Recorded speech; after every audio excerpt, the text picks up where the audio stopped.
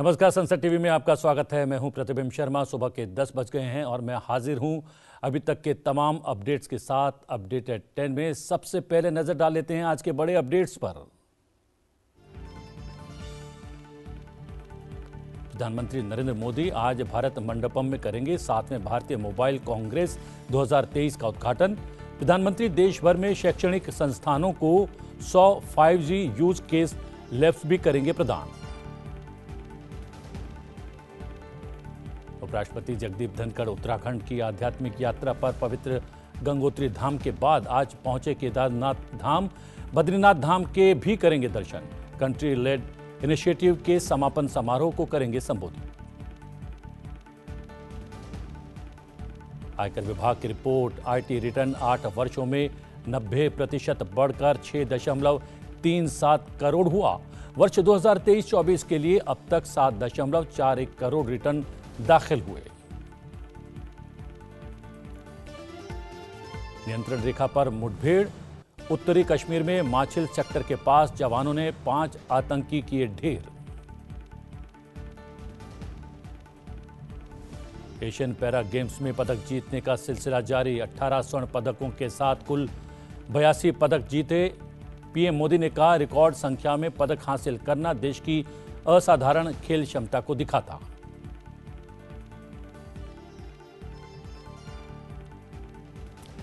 उपराष्ट्रपति जगदीप धनखड़ केदारनाथ पहुंच गए हैं। आज वो केदारनाथ बद्रीनाथ की आध्यात्मिक यात्रा के बाद देहरादून जाने वाले हैं और वन अनुसंधान संस्थान में एक कार्यक्रम को संबोधित करेंगे। हम आपको बता दें कि इस संस्थान में फिलहाल कंट्री लेड इनिशिएटिव का आयोजन हो रहा है। ये आयोजन संयुक्त राष्ट्र संघ के फोरम ऑन फॉरेस्ट के अंतर्गत किया जा रहा है। इसका आयोजन पर्यावरण, वन और जलवायु परिवर्तन मंत्रालय की ओर से किया जा रहा है।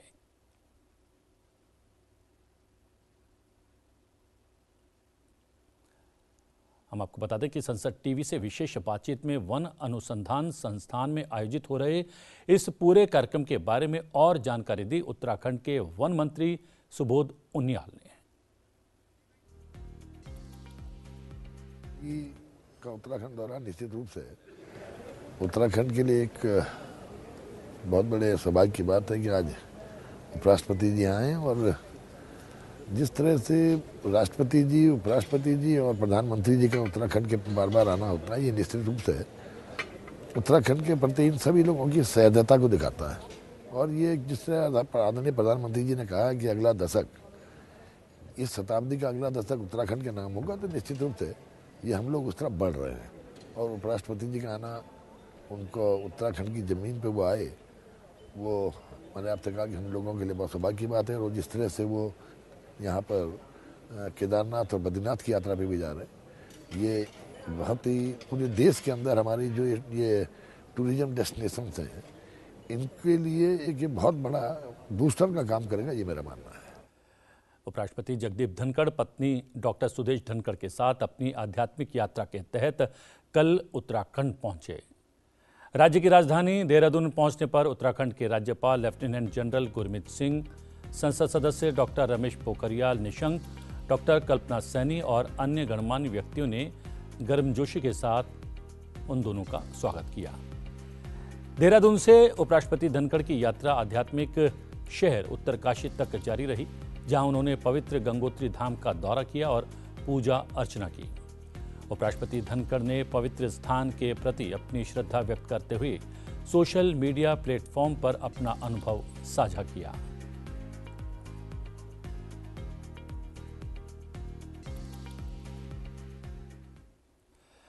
हम बता दें कि आंध्र मेडिकल कॉलेज अपने गौरवशाली 100 वर्ष पूरे कर चुका है।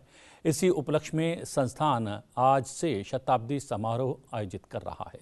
उपराष्ट्रपति जगदीप धनखड़ समारोह के मुख्य अतिथि के तौर पर कल इसमें शामिल होने वाले हैं। हमारे संवाददाता सुरेंद्र कुमार ने कॉलेज के प्रिंसिपल जी बूचू राजू से इस पूरे समारोह के बारे में बातचीत की। देश के सबसे पुराने मेडिकल कॉलेज में से एक आंध्र प्रदेश मेडिकल कॉलेज अपने स्थापना के 100 वर्ष पूरे कर रहा है। इस पर बात करने के लिए हमारे साथ मौजूद हैं कॉलेज के प्रिंसिपल जी.बी. राजू सर। उनसे जानते हैं क्या कहना है उनका। Sir, what do you want to say about the 100 years of medical education? Andhra Medical College was established in 19 July 1923. So this year we have completed 100 years of existence of Andhra Medical College. Actually, Andhra Medical College started as a Victoria Diamond School in the early part of the 19th century, and later on, considering we had only medical colleges extending from Calcutta and also in Chennai, and on the east coast there is a real necessity for medical college. So then Madras Presidency, where Andhra Pradesh was part of Madras Presidency, started the Andhra Medical College in July 1923, and it was exactly inaugurated in 19 July 1923, along with more than 150-year-old associated civil and district hospital, which was renamed as King George Hospital. Initially, it started with 32 students who take MBBS degree, and from 2019 we had 250 seats after starting the EWS quota by the central government.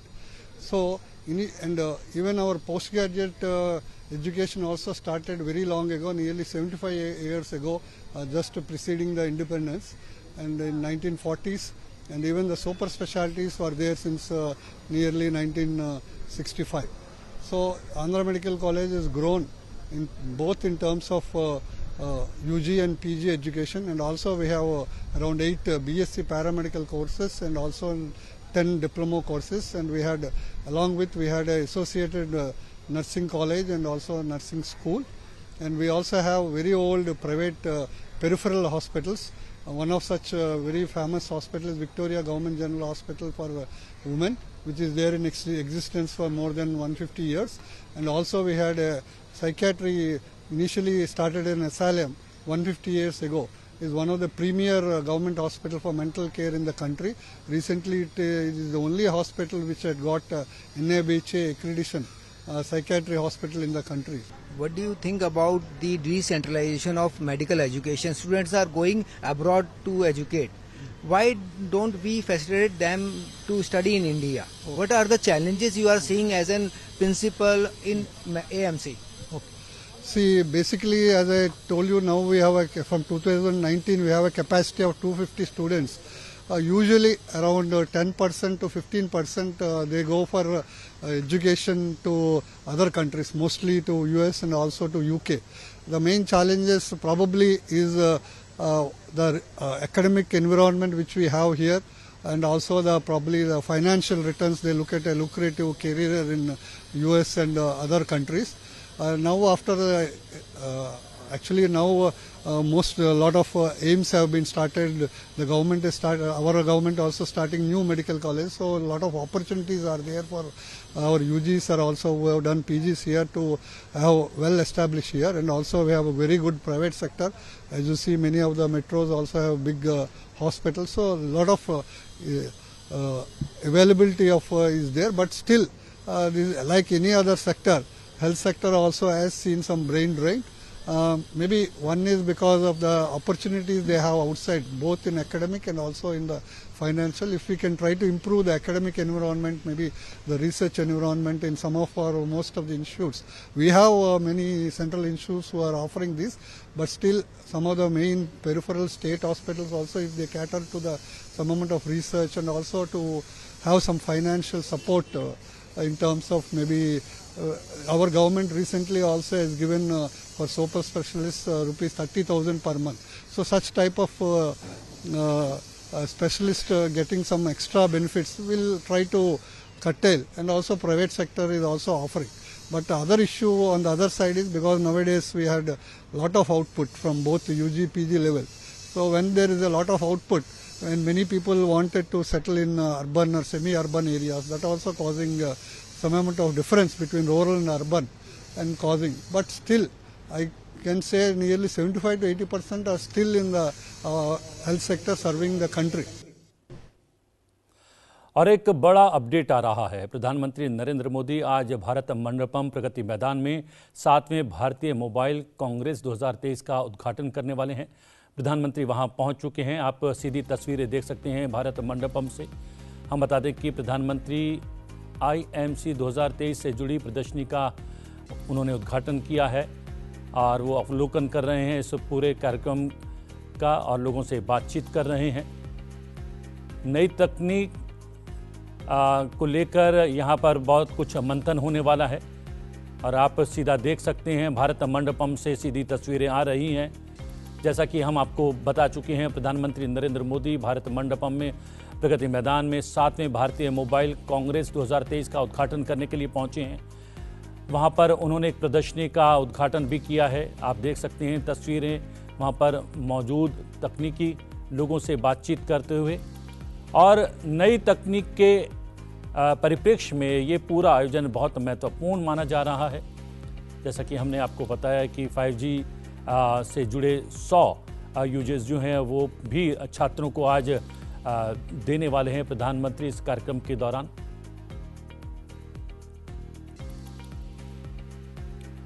इस खबर पर हम लगातार बने रहेंगे और update आप तक पहुंचाते रहेंगे। फिलहाल कुछ अन्य अपडेट्स की भी बात कर लेते हैं। केंद्रीय गृह मंत्री अमित शाह आज IPS प्रोबेशनर्स के 75वें बैच की पासिंग आउट परेड कार्यक्रम में शामिल हुए। IPS प्रोबेशनर्स को संबोधित करते हुए गृह मंत्री ने कहा कि अमृतकाल के ये 25 साल हमारे संकल्प को सफलता में बदलने के लिए बहुत महत्वपूर्ण है। उन्होंने ये भी कहा कि ये 25 साल इस देश को बनाने के लिए हैं। हर क्षेत्र में प्रथम स्थान पर पहुंचे और देश को उचित स्थान पर स्थापित करें। अमृतकाल में इस संकल्प के 25 वर्षों में देश एक विकसित राष्ट्र बनकर हर क्षेत्र में विश्व का नेतृत्व करने वाला है।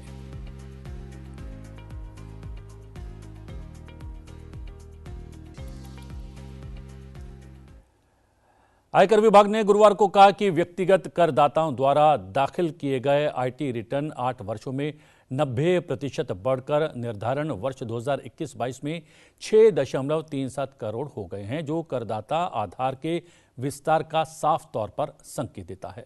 व्यक्तिगत करदाताओं द्वारा दाखिल रिटर्न निर्धारण वर्ष 2013-14 में 3.36 करोड़ से बढ़कर निर्धारण वर्ष 2021-22 में 6.37 करोड़ हो गए हैं, जो कुल मिलाकर 90% की वृद्धि दर्ज करते हैं। केंद्रीय प्रत्यक्ष कर बोर्ड ने एक बयान में कहा कि चालू वित्त वर्ष के दौरान भी निर्धारण वर्ष 2023-24 के लिए अब तक 7.41 करोड़ रिटर्न दाखिल किए गए हैं, जिनमें 53 लाख पहली बार दाखिल करने वाले भी शामिल हैं।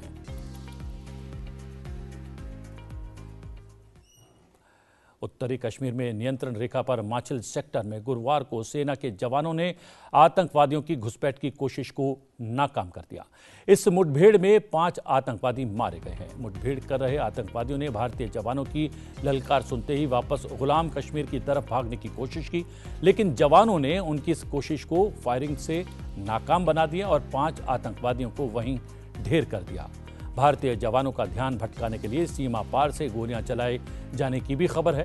बीते एक सप्ताह के दौरान उत्तरी कश्मीर में घुसपैठ की ये दूसरी घटना है। इससे पूर्व बीते रविवार को उड़ी सेक्टर में सेना के जवानों ने घुसपैठ की एक कोशिश नाकाम करते हुए 2 आतंकवादियों को मार गिराया था। भारत ने कतर की अल दहरा कंपनी के 8 भारतीय कर्मचारियों से जुड़े मामले में मौत की सजा के फैसले पर गहरा क्षोभ और दुख प्रकट किया है। विदेश मंत्रालय ने बयान में कहा कि शुरुआती जानकारी के अनुसार कतर की प्रथम दृष्टया अदालत ने फैसला सुनाया है और विस्तृत फैसले का इंतजार किया जा रहा है। मंत्रालय परिवार के सदस्यों और कानूनी टीम के लगातार संपर्क में है और सभी कानूनी विकल्प तलाशे जा रहे हैं। विदेश मंत्रालय ने कहा कि वो इस मामले को अत्यधिक महत्व देता है और इस पर करीब से नजर रख रहा है। मंत्रालय सभी काउंसलर और कानूनी सहायता देना जारी रखेगा और कतर के अधिकारियों के साथ फैसले पर भी चर्चा करेगा। भारत के 8 नागरिकों को पिछले वर्ष 30 अगस्त को कतर में हिरासत में ले लिया गया था। चीन के हांगझाओ में आयोजित एशियाई पैरा खेलों का आज छठा दिन है। भारत का एशियन पैरा गेम्स में पदक जीतने का सिलसिला लगातार जारी है। भारत अब तक 18 स्वर्ण पदकों के साथ कुल 82 पदक जीत चुका है। भारत ने साल 2018 के अपने ही 72 पदकों के रिकॉर्ड को तोड़ दिया है। भारत ने गुरुवार को 3 स्वर्ण सहित 18 पदक जीते। भारत ने पहले दिन ही यानी सोमवार को 6 स्वर्ण सहित 17 पदक जीते थे। भारत चौथे दिन के खेल समाप्त होने पर 18 स्वर्ण, 23 रजत और 41 कांस्य सहित कुल 82 पदकों के साथ अंक तालिका में 8वें स्थान पर बना हुआ है। चीन अब तक 393 पदकों के साथ पहले स्थान पर है। इनमें 157 स्वर्ण, 128 रजत और 108 कांस्य पदक शामिल हैं।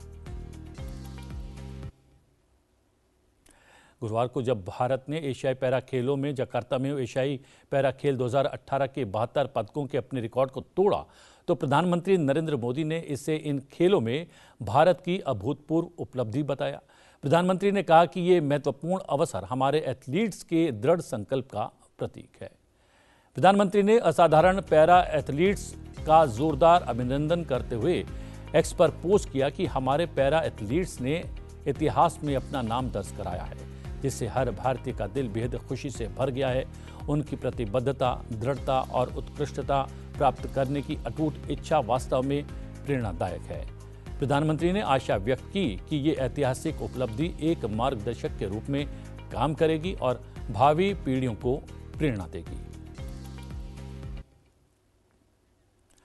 प्रधानमंत्री ने कहा कि वर्तमान में एशियाई पैरा खेल हो रहे हैं और भारतीय एथलीट्स ने रिकॉर्ड संख्या में पदक हासिल करके उल्लेखनीय उपलब्धि हासिल की है और ये देश की असाधारण खेल क्षमता को दर्शाता है। प्रधानमंत्री नरेंद्र मोदी ने गोवा के जवाहरलाल नेहरू स्टेडियम में 37वें राष्ट्रीय खेलों के उद्घाटन के अवसर पर ये सारी बातें कहीं। प्रधानमंत्री ने कहा कि भारत आज विभिन्न क्षेत्रों में आगे बढ़ रहा है और अभूतपूर्व मानक स्थापित कर रहा है। खेलो इंडिया से लेकर टारगेट ओलंपिक पोडियम योजना टॉप्स तक सरकार ने खिलाड़ियों को समर्थन देने के लिए एक नया इकोसिस्टम तैयार किया है। प्रधानमंत्री ने कहा कि खेलो इंडिया सफल रहा है क्योंकि 125 से अधिक खिलाड़ियों ने एशियाई खेलों में अच्छा प्रदर्शन किया है। उन्होंने कहा कि किसी भी देश में खेल क्षेत्र के विकास का सीधा संबंध उस देश की अर्थव्यवस्था की प्रगति से होता है। उन्होंने कहा कि सरकार खेल के बुनियादी ढांचे, चयन प्रक्रिया, प्रशिक्षण और खेल के प्रति लोगों की मानसिकता में बदलाव लाई है, जिसके परिणाम स्वरूप खेल प्रदर्शन में सुधार हुआ है। प्रधानमंत्री ने कहा कि वर्तमान में खेल बजट 9 साल पहले की सरकार से 3 गुना अधिक है। उन्होंने विश्वास व्यक्त किया कि भारत साल 2036 के ओलंपिक खेल अपने यहां आयोजित करने के लिए तैयार है। गोवा में 9 नवंबर तक चलने वाले महाकुंभ में देश भर से विभिन्न खेलों के लगभग 10,000 एथलीट्स भाग ले रहे हैं। आइए आपको बताते हैं खेलों की दुनिया में गोवा कैसे है विशेष। भारत सदा से सांस्कृतिक विविधता का केंद्र और इसी सांस्कृतिक विविधता से भरा है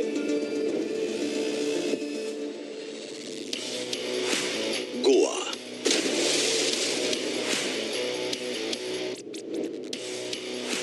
गोवा की मनमोहक प्राकृतिक सुंदरता और विविधता से भरे त्योहारों के कारण ही देश विदेश के पर्यटक यहां खिंचे चले आते हैं और बनाते हैं गोवा को भारत का सर्वाधिक प्रचलित पर्यटन क्षेत्र।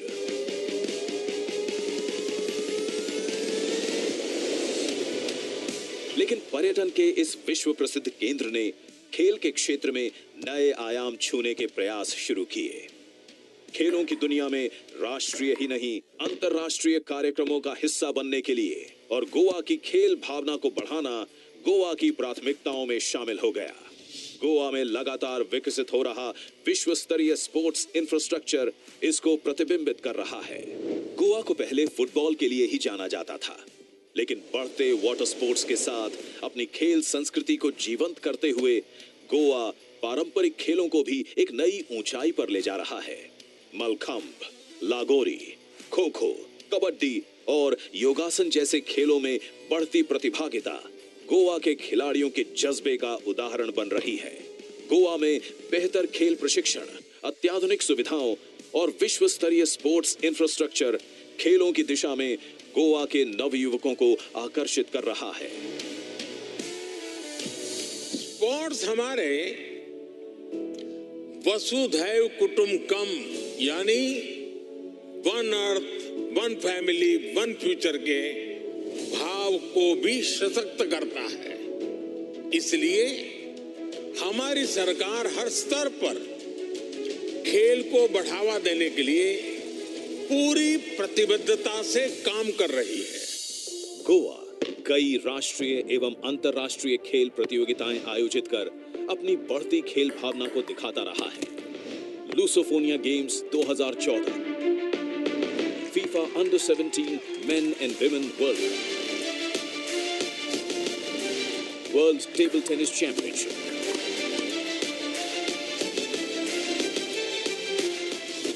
World beach volleyball pro tour championship जैसे अंतर्राष्ट्रीय स्तर के आयोजन गोवा और यहां की खेल इंफ्रास्ट्रक्चर के सामर्थ्य का बखान कर रहे हैं।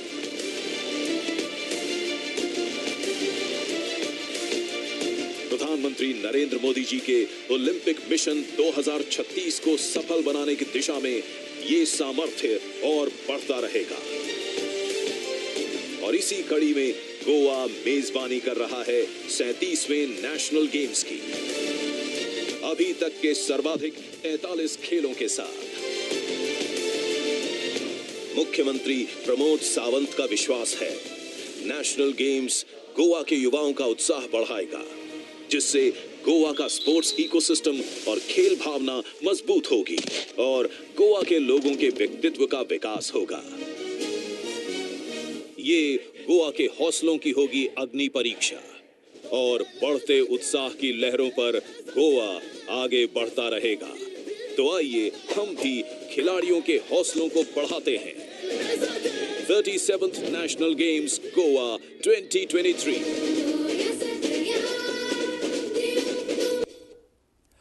नेशनल गेम्स के बाद बात क्रिकेट विश्व कप की। गुरुवार को विश्व कप 2023 का 25वां मुकाबला श्रीलंका और इंग्लैंड के बीच खेला गया। बेंगलुरु में खेले गए इस मैच में श्रीलंका ने इंग्लैंड को 8 विकेट से हरा दिया। इंग्लैंड की टीम पहले बल्लेबाजी करते हुए 33.2 ओवर्स में ऑल आउट होकर कुल 156 रन ही बना पाई। इंग्लैंड की ओर से बेन स्टोक ने सर्वाधिक 43 रन बनाए। श्रीलंका की ओर से ताहिरू कुमारा ने शानदार गेंदबाजी करते हुए 7 ओवर्स में 35 रन देकर इंग्लैंड के महत्वपूर्ण 3 विकेट चटकाए। जवाब में 157 रनों के आसान से लक्ष्य का पीछा करने उतरी श्रीलंका की टीम ने 25.4 ओवर्स में सिर्फ 2 विकेट पर 160 रन बनाकर इस मैच को जीत लिया। श्रीलंका की ओर से पथुम निसांका ने शानदार नाबाद 77 रन बनाए। श्रीलंका की ओर से लाहिरू कुमारा को मैच में शानदार गेंदबाजी के लिए मैन ऑफ द मैच चुना गया। इस मैच के साथ ही श्रीलंका इस विश्व कप में 4 अंकों के साथ अंक तालिका में अब 5वें नंबर पर पहुंच चुका है। आज की अगर बात करें तो आज विश्व कप 2023 का 26वां मुकाबला चेन्नई में पाकिस्तान और दक्षिण अफ्रीका के बीच 2 बजे खेला जाएगा। और बात करते हैं आज के दिन से जुड़े इतिहास की और जानते हैं आज के दिन से जुड़ी मुख्य घटनाओं के बारे में। 27 अक्टूबर साल 1904 को यतीन्द्र नाथ दास का जन्म कलकत्ता यानी आज के कोलकाता में हुआ। वो एक महान क्रांतिकारी थे। उन्हें जतीन्द्र नाथ दास के नाम से भी जाना जाता है। पहली बार वे 1920 के असहयोग आंदोलन में शामिल हुए और 4 दिन के लिए जेल भी गए। इसके बाद वे प्रख्यात क्रांतिकारी शचीन्द्र नाथ सान्याल के संपर्क में आए और क्रांतिकारी party Hindustan Republican association HRA के सदस्य बन गए। दल के लिए द रेवोल्यूशनरी का पर्चा छपवाकर देश भर में वितरण का अहम दायित्व यतीन्द्र बाबू को सौंपा गया, जिन्हें उन्होंने बखूबी निभाया। भगत सिंह के आह्वान पर लाहौर जेल में क्रांतिकारियों के साथ दुर्व्यवहार को लेकर भूख हड़ताल आरंभ की गई। साल 1929 में 63 दिन की भूख हड़ताल के बाद यतीन्द्र नाथ दास ने स्वाधीनता की लड़ाई में अपना बलिदान दे दिया। 27 अक्टूबर साल 2010 को पहली बार विश्व व्यावसायिक चिकित्सा दिवस मनाने की शुरुआत हुई। आज ही के दिन व्यावसायिक चिकित्सा के पेशे को अंतर्राष्ट्रीय स्तर पर बढ़ावा देने के लिए इस दिन को मनाया जाता है। The world federation of occupational therapist WFOT व्यावसायिक चिकित्सा पेशे की अंतर्राष्ट्रीय आवाज है, जिसमें विश्व स्तर पर 100 से ज्यादा व्यावसायिक चिकित्सा पेशेवर संगठन शामिल हैं।